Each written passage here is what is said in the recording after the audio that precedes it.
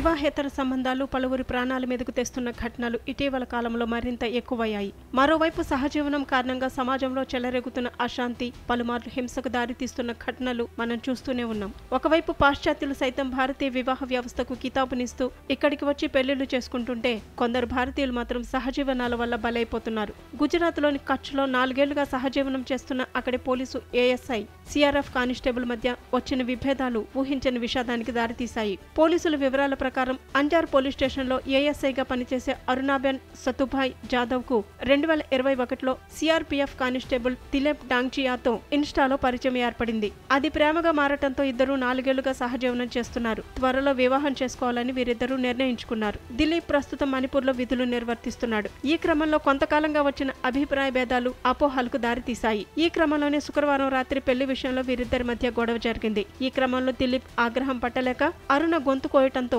తీవ్ర రక్తస్రావమై ఆమె అక్కడికక్కడే చనిపోయింది. రాత్రంతా గదిలోనే గడిపిన దిలీప్ తెల్లవారిగానే అరుణ పనిచేసే పోలీస్ స్టేషన్ కు వెళ్లి అసలు సంగతి చెప్పి లొంగిపోయాడు. తన తల్లిని తీవ్రంగా దూషించడంతో కోపం పట్టలేక అరుణను చంపినట్లు దిలీప్ చెప్పాడని పోలీసులు వెల్లడించారు. కేసు నమోదు చేసుకున్న పోలీసులు దర్యాప్తు చేపట్టారు.